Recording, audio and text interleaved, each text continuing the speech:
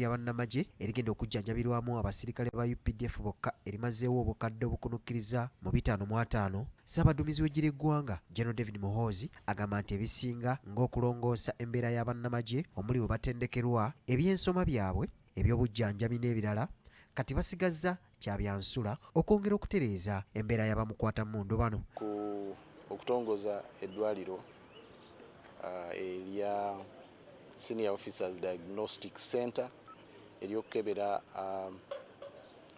ba senior officers b'amagye naye n'abasirikale naddala mu units eziri mu Kampala.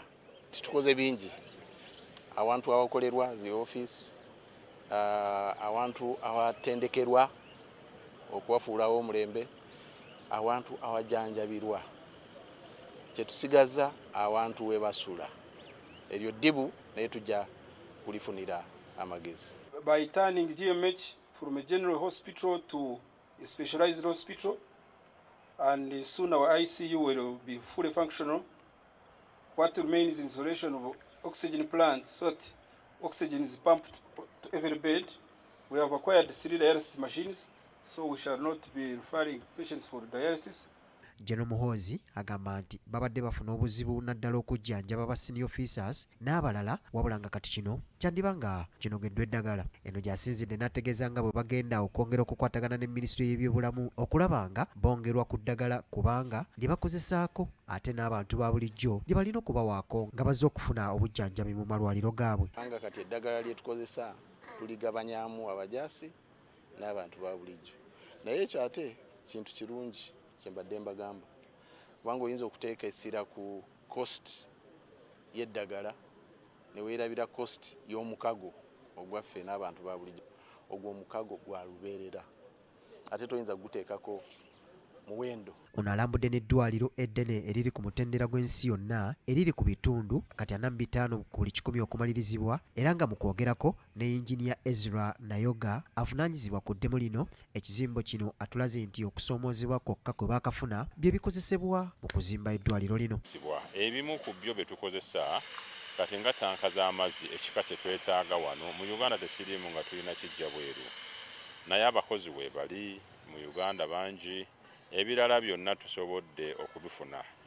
Then mpozi si kizibu naye kwegamba waliwo ebimu ebikozesebwa mu malwaliro nga gano olw'okuba nti eddwaliro lya mulembe nnyo.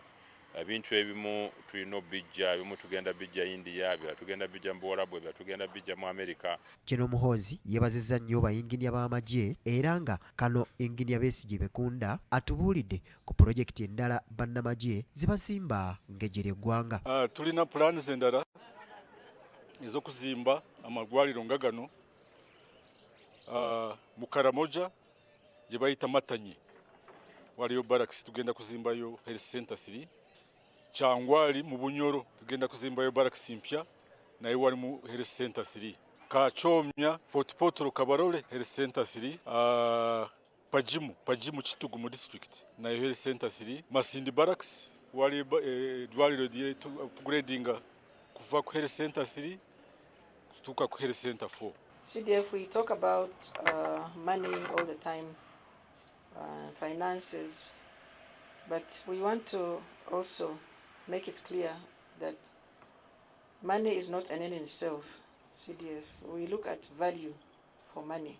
Eddwaliro lino ligenda kumalawo obukadde bwa $12 nga lisuubirwa okuggyibwako engalo mu Desemba w'omwaka guno gwa 2020 nga lyakubaamu ebitanda ebisukka mu 300, ekifo awajjanjabirwa abakookolo, abalwadde b'emitima n'endwadde endala ez'olukonvuba bwe linaaba liggiddwako engalo. Mark Jackson Kasule ne John Nabawes, PBS Telefina, Gambuuze.